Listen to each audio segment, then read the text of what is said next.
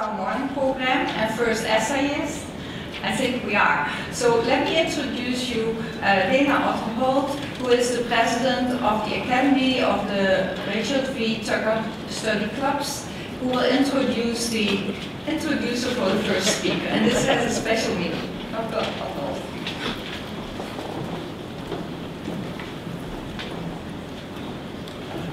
I echo the welcome to Chicago, to the meeting. About 8 years ago, the Academy of Art and Tucker Study Club was privileged to have a lectureship based upon Excellence R.V. Tucker's goals and philosophy. Since then, we've been able to have specific lectures and speakers to that. I'm nervous of having a hot tin roof in this kind of position, so I'm more than happy to pass off to the immediate past president, Andreas Bien, who will introduce his friend and colleague, his first speaker.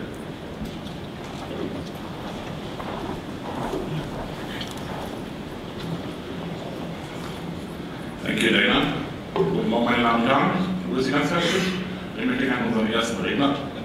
Does everyone understand me? Okay.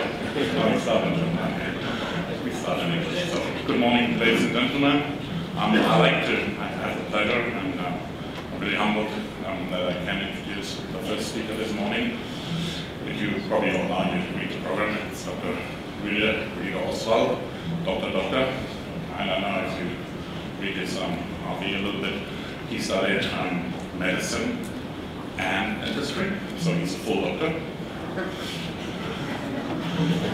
He studied at the Sorbonne in Paris, as probably everyone knows, and in Munich. And he's been practicing, having his practice in Munich, well, something like 30 years now, and he's at the peak of his career. He knows a lot of things, and I'm so glad that we have him. He's my personal friend ever since maybe 10 years. He's the founder of the German Academy of General Dentistry, which is not that old actually, because we never had one. We all had academies for specialists, all specialist academies, but the general dentists were not really well organized. So we started that thing about 10 years ago. He's one of the founders, and he's probably one, you will see that, one of the, well, he's very well known, how to say that, he's one of the most hated dentists as a speaker. Because he's pointing out what's evident. Some things are evident, some things never change, and our anatomy will not change a lot in our lifespan. And to have a medical knowledge and a normal sense, common sense about how things work that make him sometimes fight with orthodoxy. And we had a lot of fights, mostly with the academics. And well, we talk about these things a lot. And I will stop now because you will see what's going to happen. But just imagine, just close your eyes. I mean, you don't have to close it. But just inside a little bit and imagine you only got one tooth left, like you only have one penis. Would you really try to save it? So, I present to you Dr. Rüdiger.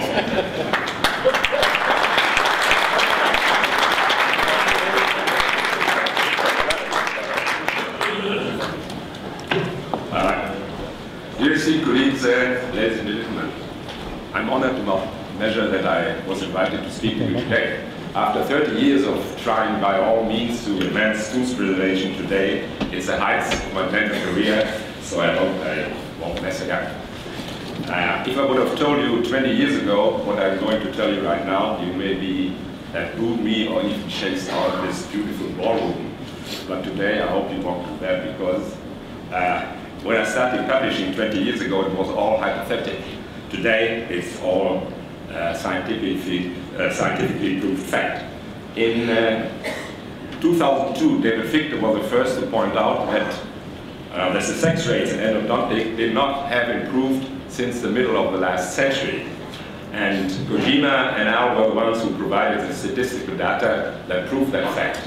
And after NG and Al had re-examined these data in 2007 and 2008 and had come to the same result, there could be no longer any doubt that David Fichte was completely right. The success rates in endodontics have not changed since 70 years, and let me add this, they are as bad as ever. In any way, the results are much worse than one would expect treating a simple bacterial disease in an anatomic environment that has been described for more than a century. And here are the published facts. Acute radiologically inconspicuous uveitis viable teeth. Almost 10% of the treated teeth develop radiographic signs of apical osteitis within a short time. Non-vital radiologically inconspicuous teeth. About 20% of the treated teeth develop radiographic signs of apical osteitis within a short time. Non-vital teeth with radiographic signs of apical osteitis, roughly 30% of the teeth do not heal from the chronic bone infection. The radiolucency persists or increases. Retreatment of teeth with radiographic signs of apical osteitis, near to 40% of the teeth do not heal from the chronic bone infection. The radiolucency persists or increases. Retreatment of already resected teeth with exacerbation, no reliable data. We fly to the moon and gradually get the AIDS infection under control, but we still cannot predictably heal a banal bacterial infection 100 years after its description. That's as astonishing as disgraceful. By the way, in endodontics, we study only teeth that in studies we examine only teeth that have at least reached the state of definite root filling. All other teeth, all other cases in which endodontic therapy is not even tried, and all the teeth that are extracted or resected on the way to that point do not find their way into these statistics. And the number of those teeth is not at all small. We only study cases that are already treated successfully to a certain point. It's as like early losses of implants would not be considered, and only implants were studied that have reached the stage of osseointegration. So in reality, the success rates are much worse. How can that be explained? The mechanical hype we experience since many years has changed very little to nothing at all. When I started practicing 30 years ago, I saw many technically insufficient executed root fillings in the X-ray of my patients. Seeing them, I did not wonder that they developed apical osteitis or that an existing osteitis increased. Today, I see as many very neatly executed root canal treatments, but the number of pathological X-ray findings still remains the same or even increases. And this is not at all my personal impression. A Swedish follow-up study published by Allgemeinzahnärzte in 2007 showed that the frequency of root canal treated teeth had increased from about 40% in the beginning of the investigation to about 80% 20 years later. That's nice, but it's not at all nice that the frequency of teeth with apical osteitis more than doubled in that time from 3.3 to 6.8%. Even though the quality of the root fillings had improved, there was no corresponding improvement in the apical status of the teeth with root fillings. I'm going to show you today that the explanation for these poor results that can only be called the endodontic dilemma is very simple. So let's look into a molar. What we have a cavity system with 3 or 4 main channels, countless minor and side channels, like a delta end, not even shown here, a gazillion of tubules. All these areas of the cavity system can be colonized by bacteria, just depending on the severity of the infection. And what do we do? Mechanically, we clean only the main channels. What else could we do? There are no mechanical means to clean restfully. And here is the result of our mechanical efforts. Studies show that only a maximum of 65% of the main channels can be cleaned mechanically. After a mechanical cleaning and using the last methods of a maximum of time. You see, we cannot even clean the main channels completely. However, the main channels count only for 50% of the volume of the cavity system. So let's look at the figures. 65% or 50% is about 32.5%. What we see is that 2/3 of the cavity system thus remains mechanically uncleaned after an endodontist has employed up to 3 hours on mechanical cleaning to a molar. In other words, even if we would spend 24 hours on the mechanical cleaning of a molar, and if by any miracle this would result in a complete cleaning of the main channels, more 50% of the cavity system will still remain unclean. I'm sorry, these are the facts. The anatomy is incorruptible. So the first conclusion that we must come to is that the endodontic dilemma cannot be solved by mechanical means. And this is exactly what Otto Walkow pointed out 100 years ago when he described the results of his histological findings by saying, the mechanic is a servant of the disinfectants and not vice versa. So the second conclusion was that we must show is a logic consequence from the first one. If we cannot solve the problem mechanically, we must solve it chemically. We should, of course, not renounce meticulous mechanical preparation, because we need to provide access for our disinfectants to all potentially infected areas for the disinfection we apply. That brings us to the quality and the validity of endodontic studies. What is done in 90% of the studies on chemical disinfection? We put paper points into main channels and incubate them. Then we bring in all sorts of tinctures. After a while, we put new paper points and incubate them again, with the result that even the main channels are completely free from bacteria. And what about the rest of the cavity system? If not even the main channels are completely clean, in more than 90% of the studies, it's not investigated at all. Does that make sense to you? I'm sorry, I can't see any. So, the third conclusion we come to, that we can forget about almost all endodontic studies that are not histological. Let's now take a look at the results of the treatment of the first and simple stadium of endodontic infection, the acute pulpitis. As an example, let's look at the study done by Gesi and published in 2006. He applied the actually gold standard protocol to 244 patients and divided them in 2 equal groups. One group received a single visit treatment. The second one got an inter-appointment dressing with CaOH2 that was applied for 1 to several weeks. Evenly distributed over both groups, about 7% of the treated teeth developed apical osteitis within only 1 to 3 years. Gesi concluded correctly that an inter-appointment dressing with CaOH2 does not seem to affect the outcome.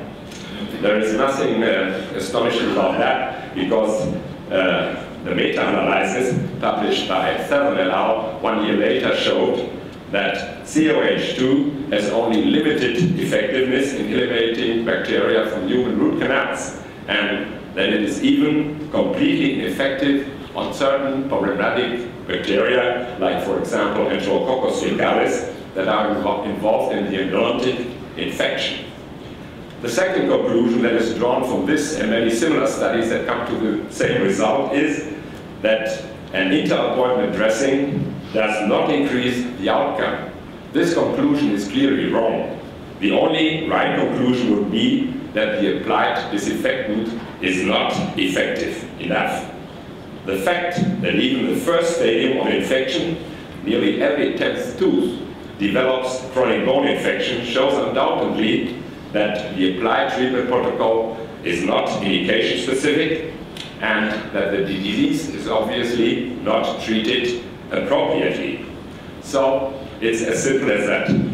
We must treat differently if we want to improve our success rates to a level that is compatible to results of the treatment of other bacterial infections. And comparable bacterial infections, diseases are treated with a success rate close to 100%. We will, of course, never reach 100%, shit happens, but treatment failure in every 10th tooth in the first stadium of endodontic infection is disgraceful and not acceptable. Otto Walkow knew this already 100 years ago because he did not only look at X-rays and plug paper points into main channels, but examined even those simple cases histologically. Doing this, he saw that an acute pulpitis can very well be the exacerbation of an already existent partial gangrene.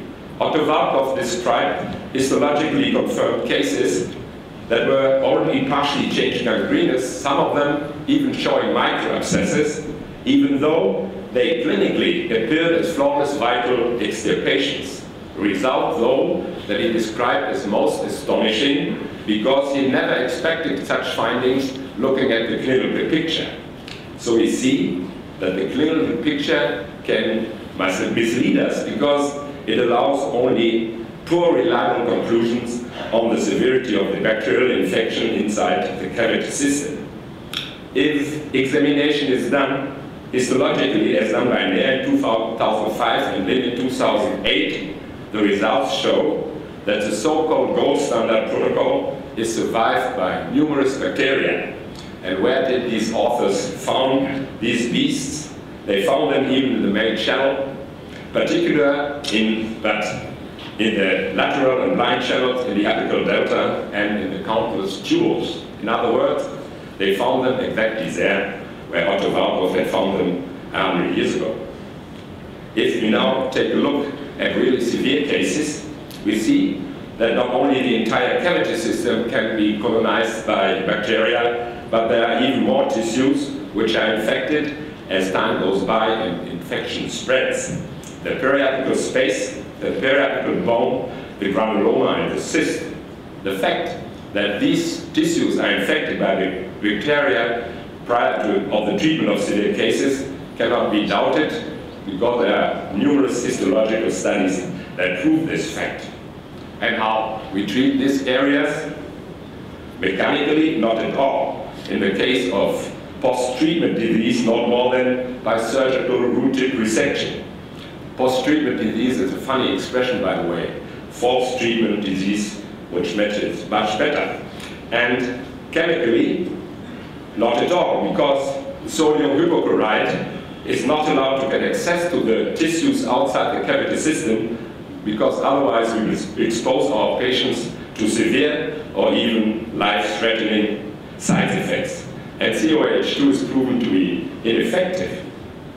Despite this fact, we are using it about 40 years by now, and it still teaches use, although we know everything about its insufficiency since many years. Why are we doing such stupid things? We do them because our teachers dogmatize that we may not use cytotoxic drugs in endodontics. They tell us we should only use biocompatible disinfectants as not to harm our patients.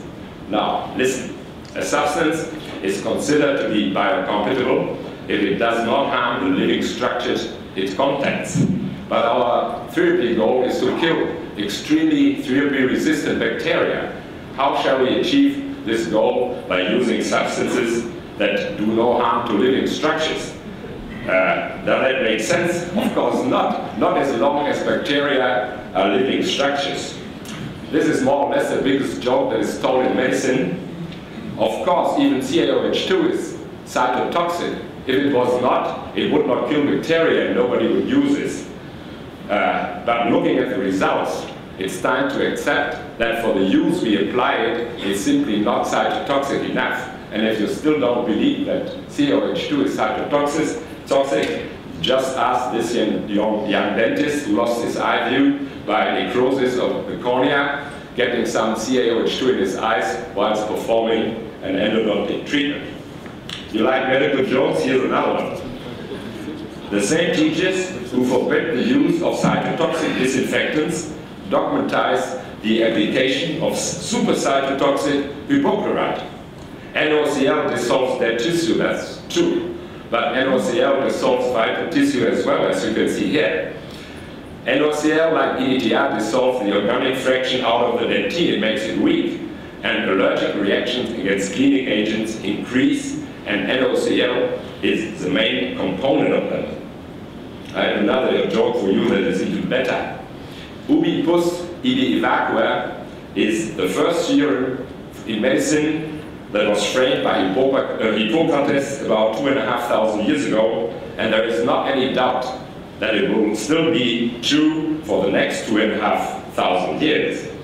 A gangrene is nothing else but an abscess inside the tooth. And how physicians treat an abscess? They incise it, clean it from pus and dead tissue, and then place a drain in it so that it will not close by itself. This is very important because a surgeon who would close an abscess right after incising and cleaning it would first lose his patients, and it is in his admission soon after. And how are we supposed to treat the endodental abscess? By opening it, cleaning it incompletely, and closing it immediately. Here you see the result of such a malpractice, an interappointment flare. And you can be happy if it turns out like this, because if the abscess does not break through to the exterior but into the interior deep, this is a life-threatening complication that will bring the patient to an intensive care unit of a hospital. I want to tell you a nice story. Do you know Roots? Roots is the mailing list of the American specialists in endodontics. I don't know if it still exists, but about 10 years ago, I was guest there for a while. After a short time, I got into the discussion of the treatment of the intradental abscess, and one of the guys got very angry on me. Don't tell me anything about abscesses, he said. My father was a veterinarian, and as a young boy, I went with him when he was treating his animals. I saw more abscesses in my life than you will ever see in yours. So I asked him very friendly and how he treated them. He said, well, he incised them, cleaned them, pus and dirt, and put a drain into them. So I asked him more friendly, and why do you treat your patients worse than your daily treated animals? For a long time, quite a long time, was a big silence in that news group, and then they cut me off. As you can see, endodontic science is full of inconsistencies and contradiction. So let's take a final look on what we have and what we apply. We have a complex chemical system infected by bacteria, which mechanically can only be decontaminated to 1/3 of its volume. And we have a periapical space and bone area that cannot be decontaminated mechanically at all. And we apply a highly concentrated and hypercytotoxic hypochlorite solution, which is not allowed to reach all the infected areas without the risk of causing severe harm to our patients. And we apply a long-time disinfectant that is only weakly or not at all effective against the bacteria that are responsible for the disease. Oh, I nearly forgot, of course. We have something else in consequence. We have endodontists specializing in root tips resection and implantology. Seeing this background, it's not surprising at all that the success rates in endodontic have not improved since 70 years and are as bad as ever. The currently taught and applied protocol is not indication specific, and an inappropriate treatment cannot be predictably successful by definition. So the fourth and most conclusion that we must come to is that it makes no sense at all to hold on what is taught actually. If we want to improve our success rate, changes past due, we must start to treat differently, mechanically as well as chemically, and also as far as obturation is concerned. That we still don't do reminds me of a quote of Albert Einstein who said, insanity is doing the same thing over and over again, but expecting different results. So how should we treat them? What is the appropriate treatment in the case of bacteria-induced endodontic disease? The apical osteosis is nothing else but a mild form of osteomyelitis, and the bacterial-induced osteomyelitis in turn is the most feared complication in bone surgery because it's extremely difficult to heal. The reason is that although the bone contains a lot of blood, there's only poor circulation. Compared to other tissues, the bone has a very low metabolic rate, and that's why it's impossible in most cases to achieve a concentration of antibiotics that is high enough to kill the bacteria. And how surgeons treat these bone infections?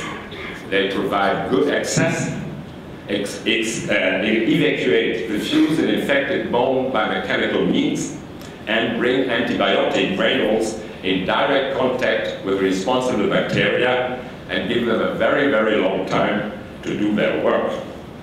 And how we try to treat the bacterial bone infection without providing access, without mechanical evacuation, as fast as possible by using NaOCl, which is not allowed to get in contact with the bone, and by applying in all aspects insufficient COH2 as an inter-appointment dressing.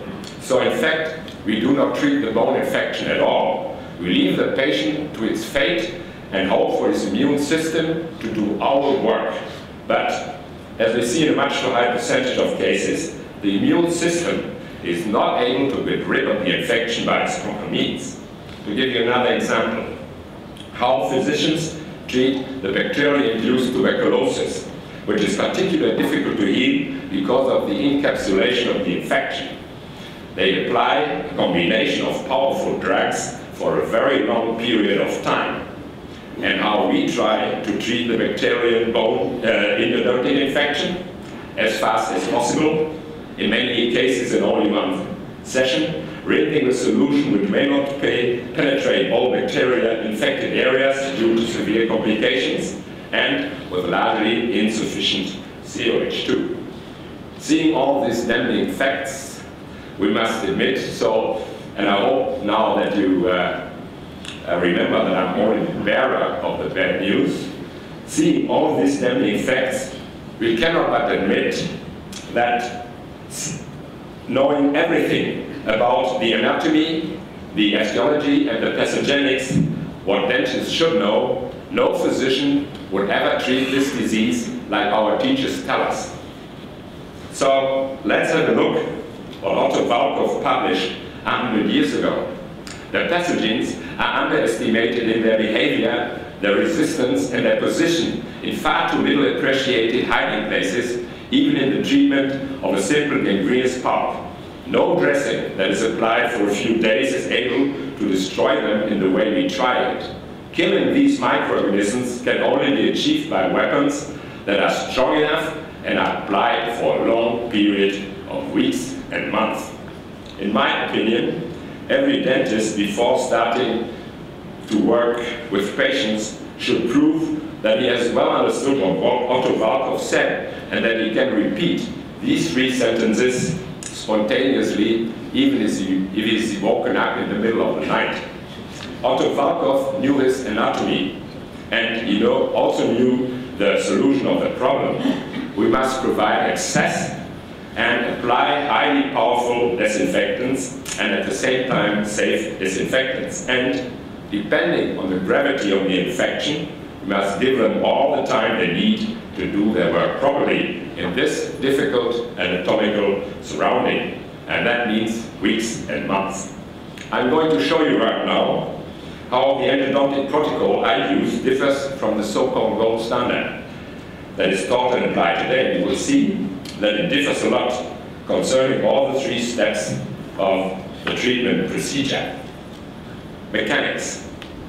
When you see signs of apical osteitis in an X-ray, you can never be sure whether it's only simple infection or a beginning abscess or already developing granuloma or even any kind of cyst. And as I want to gain access for my disinfectant to these areas, I push an ISO 15 instrument beyond the apex into the radiolution seam. When I see pus or cyst draining, I extend the foramen apicale to ISO 30. And of course, as I deal with an intradental abscess, I leave the tooth open for 1 or 2 days over the weekend, so that the exudates and the pressure can get out of the tooth into the mouth. Where would it go when the way to the mouth would be closed? in the false direction, of course. Not clogging the tooth means applying cotton wool drained with a powerful disinfectant. In case of gangrene, you never have to be afraid of reinfection. The bacteria in the mouth of the patients are harmless compared to those you find in a gangrenous tooth. And on top, they will never be able to pass through cotton wool, which is saturated with a powerful disinfectant. Disinfections. What approved drugs do we have? There are not many left because most of them have been studied and recognized as insufficient, such as CHX or any antibiotic preparation, for example. But the time has definitely come that we find one. The whole endodontic world is finally searching for it. Here is what I use. A sick but vital tooth needs Linamix as first dressing for 1 or 2 days or the weekend. Not because of the antibiotics that's in there, but because of the cortisone. Acute papillitis causes pain. I want to get my patients rid of it right after treatment. That's the best ever for them and for my reputation. Cortisone interferes with the pain-producing agents that are released when infection spreads. And even more important, it reduces the pre- and post-treatment swelling that causes pain also. Some teachers don't want us to use cortisone because they are afraid of side effects. That's another good story. The reports on severe complication caused by hypochlorite are uncountable meanwhile, and the estimated number of unknown cases is extremely high. And the same teachers that dogmatize the use of hypochlorite are afraid of a little bit of cortisone. I don't have a single drop of NaCl in my clinic, and I really don't miss it. Cortisone hence is a wonderful drug with no side effects if applied appropriately. And if the little amount of cortisone that is reabsorbed from a molar would not be released by their suprarenal glands every 10 seconds, those teachers who don't want us to use it would get severely sick. So why not apply it? It's much more appropriate to apply Linamix than to prescribe painkillers or antibiotics. All dentists who treat their patients using my protocol are not only reporting a dramatic decline near to zero in prescribing these drugs, but also in the frequency of root tip resections. Do you know the sealer we call Russian red in Germany? I think you do because you have as many immigrants from Eastern Europe country than we have.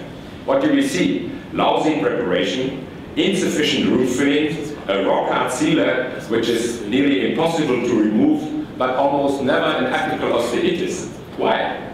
The answer is easy. Formaldehyde is a very powerful disinfectant, and this sealer contains it in high concentration. Don't be afraid. I'm not here to promote such treatment. What I just wanted to show you is that you can very well compensate insufficient mechanics by powerful disinfection, but this does not work the other way around. In my view, all the people that are so afraid of applying powerful disinfectants to a hollow tooth should be much more afraid of the chemicals we get fed all day by our food industry. Because two things are sure. It's the doses that makes the poison, and there is no better and no safer place for the application of powerful disinfectants in the human body than a hollow tooth. Well, I'm not here to promote the use of formaldehyde.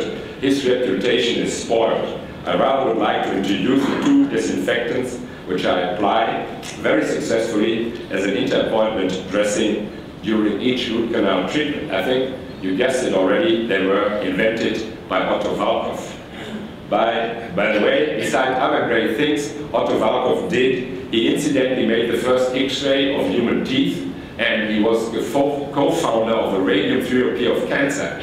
So from the dental and medical point of view, Otto Walkov was definitely a genius. The first and most important is the CHKM solution by Walkov, invented by Walkov. Chlorophenol camphomentol. But this is not the normal stuff that you all know. This is important to see, as I'm going to show you right now. the original CHKM solution invented by Professor Valkov is a very, very special solution. I really don't want to bore you with chemistry, but this is what you have to know to understand. The most effective and controllable disinfectant that can be applied to human being is chlorphenol, and its less caustic form is para-monochlorphenol. Its disadvantage is that it is like concentrated hypochlorite, has a strong caustic effect.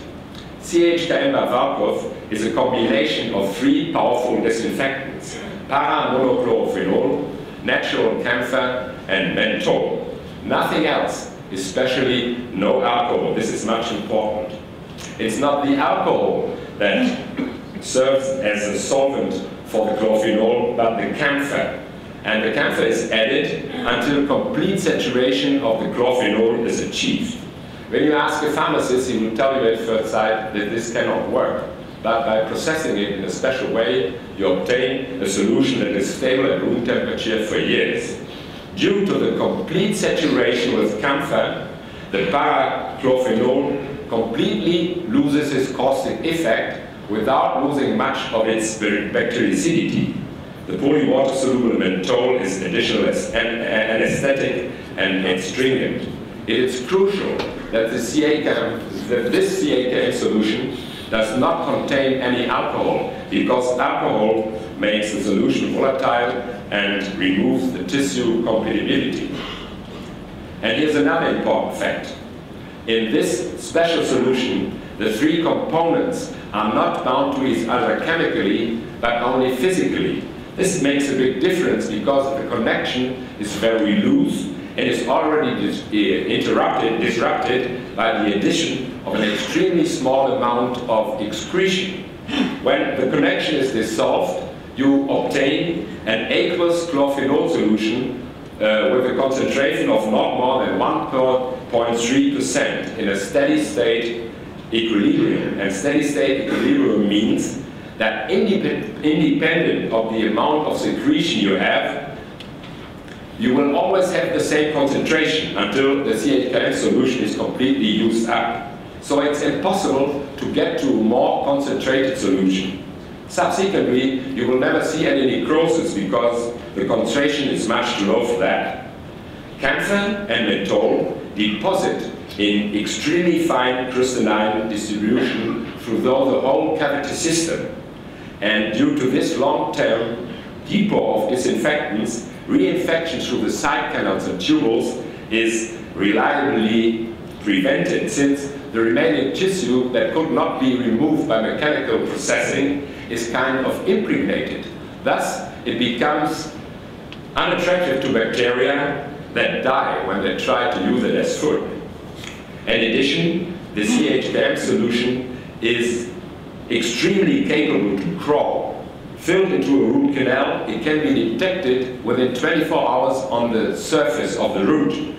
Avery marked the chlorine molecule radioactively in 1973 and found that the camphor-bound chlorphenol cannot penetrate the dentine. The aqueous solution, however, that results when the connection is disrupted by infectious secretions is capable to penetrate the whole root until to the root cement.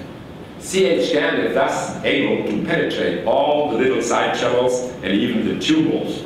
It also penetrates the periapical space, the bone, and hence disinfects all the tissues and surfaces which are potentially colonized by bacteria. Until today, not a single bacteria was found that is not killed by CHKM within a short time. Under the name of CHKM, various products are available that also contain chlorphenol, camphor, and menthol. Of course, you can mix a lot of cheap chlorphenol with a small amount of camphor and use alcohol as a solvent. In any case, you obtain chlorphenol camphor, and that's the stuff you know here in the US. And if you add some menthol, you even get CHKM. But these cheap solutions have nothing in common with this special solution invented by Valkov. In the contrary, it was Valkov himself who rejected these kinds of solutions and called them destructive. CHKM is neither protein precipitating, nor teratogenic, nor carcinogenic. The only thing you can say against it is that it doesn't smell and taste well. But from the medical point of view, bad taste and smell is in no way an acceptable argument to deprive our patients from a drug with high therapeutic potency in the absence of any side effects.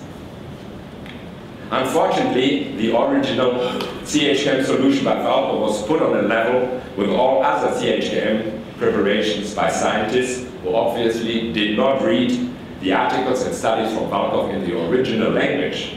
And through this fundamental error of science is gotten into disrepute. Mainly based on the studies of Spengberg and Bystrom, it almost lost its official approval in Germany. Spengberg called it in 1973 too toxic for human use, while confirming a superior antiseptic effect. Also, Bystrom compared it to CHOH2 in 1985. This study is very special because it's the only one ever published where CaOH2 killed all bacteria. Only soit qui mal y pense. When you read the publication of Spengberg and Bystrom in the original, you will see that they did not apply the fully saturated solution invented by Valkov, but unsaturated solutions with a lot of cheap chloroformol, with its well-known caustic effects, and only little expensive camphor and alcohol as a solvent, thus mixtures that had been rejected as unsuitable by Otto Valkov himself. I also used CaOH2 for a long time as an inter-appointment dressing. After its efficiency was scientifically proved, I replaced it by Valkov's uniform paste. And I saw many cases, and then my impression is that the bone healing is much faster now. Looking at the active ingredients, it's not really astonishing. The uniform paste can stay in the root for about half a year, when at this point, the X-ray shows an important decrease of the radiolucency, as you see here in the pictures. I do the root filling, the definite root filling and the prosthetics, because I'm always 100% sure that it will not exacerbate but vanish completely within a few years. This is an example of a tooth with a story of more than 10 years that was resected 2 times and exacerbated again. Uriform is very effective against Enterococcus fecalis, by the way. After each instrument, every instrument, I rinse with a H2O2 solution in a C% concentration. It's of course not so powerful as NaOCl, as I do long-term disinfection, it must not be. When it is actually pressed beyond the apex, it causes also pain. But the pain, compared to NaOCl, the pain ceases within a minute and you don't have to call the emergency. Obturation. We cannot sterilize infected teeth and the adjoining tissues, we can only disinfect them. As a consequence, we can only achieve low germ numbers but not sterility. There will always be a certain amount of bacteria that will survive our disinfection protocol. For these survivors, we must make life and reproduction as hard as possible. This implicates the use of a sealer that contains a powerful and very long time effective disinfectant without any side effect.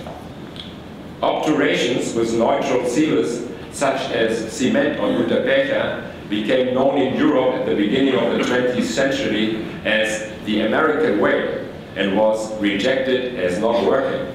So you see, you're much better off in the US than we are. You only made no progress, but we made a big step backwards because we're now using the American way, even though we knew already better in the last century.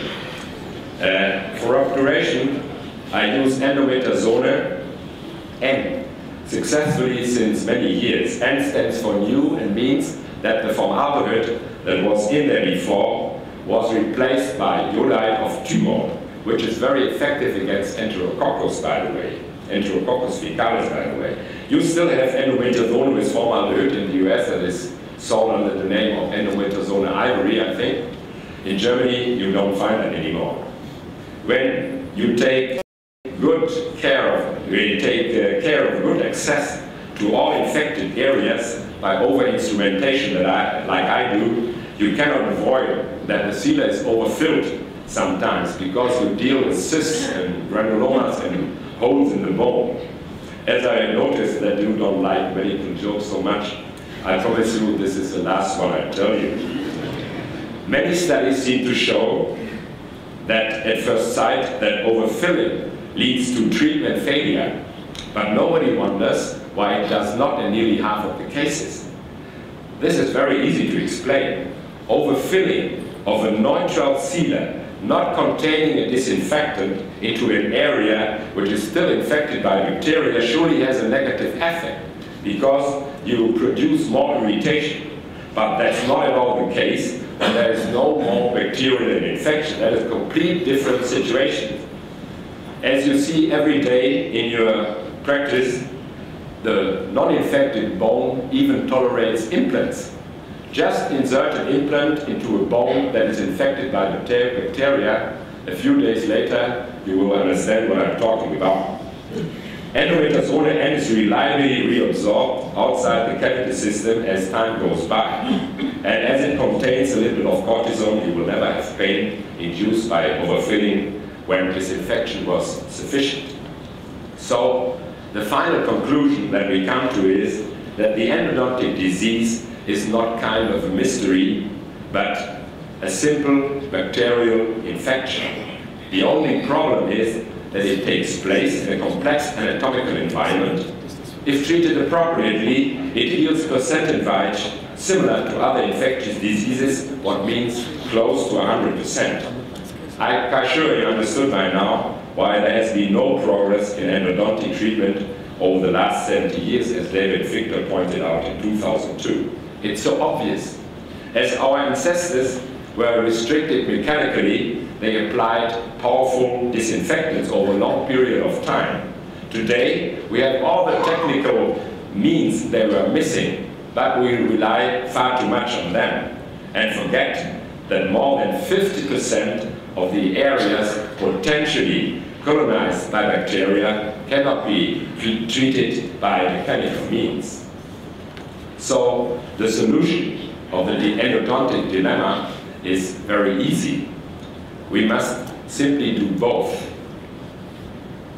Meticulous mechanical preparation and long-time disinfection with powerful drugs. The bad thing about bacteria is that some of them make us sick. The good thing is that when all bacteria are killed, there is no more bacterial infection. No more beasts, no more disease. It's as simple as that, and it's our job to kill the beast before doing the definite root filling. To finish, I'm going to show you some of my own cases so that you can see what is possible in tooth preservation when you dispose of a predictable and reliable endodontic treatment protocol.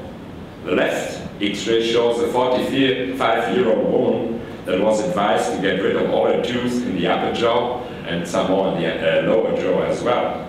The right X-ray shows her after endodontic and implant treatment.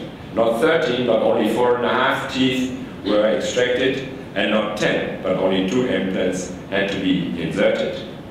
These pictures show the technical procedure. Single crowns were produced and soldered secondarily. Here you see the clinical result.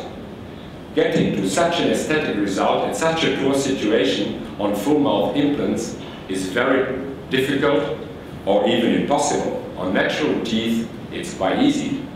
I think you'll agree that one must have big confidence concerning the predictable and reliable long-time success rate of its own endodontic treatment to do such a work, because losing one tooth means probably to lose the whole thing.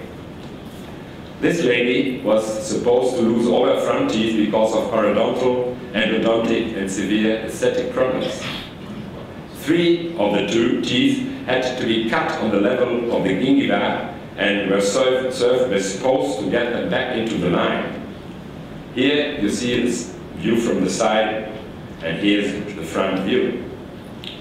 This young lady was supposed to lose 2 teeth because of severe endodontic problems. As you see on the X-ray, I had to cut into the bone to put the crown on the root and not only on the post.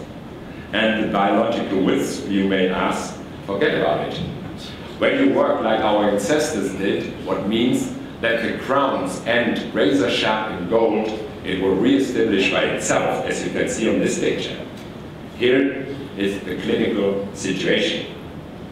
Dear esteemed colleagues, there are so many emperors with new clothes in modern dentistry, and a lot of them you find among the so-called specialists.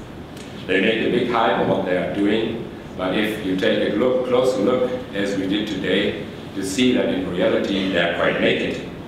If I had more time, I could go on and on to show you more examples in all parts of dentistry, for example in ENG, parodontology, in prosthetics, where the advised progress is non-existent or even a regression took place. I can show you endless samples where our patients have been treated by so-called modern dentistry and yet in the end are worse off than ever. Among animals, you find a lot of specialists too. Look at this one. He is specialized in fast running. But as I showed you today, a simple generalist treating his patients with appropriate protocols can easily run much faster.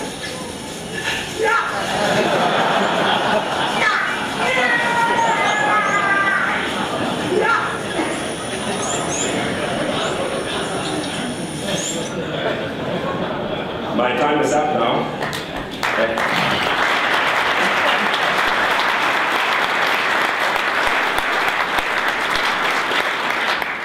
My time is up now, and even if you completely disagree what I was telling you today, please do me a favor and keep your eyes open. Don't believe everything dental emperors tell you. And don't lose your common sense. Always expect the emperor to be naked. If you do so, my little essay did what I was hoping to achieve. Thank you very much for your attention and have a happy and successful dental life. I had in mind preserving the teeth of my patients. Thank you very much.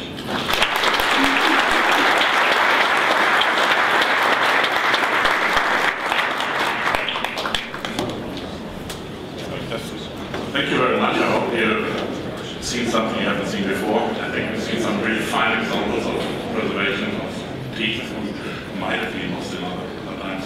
So, Rüdiger, thank you very much. I give you this mic. Thank you for that. Thank you very much. That is yours. Okay, thank you. Let over to the speaker. Thank you. Thank you very much. Bye-bye.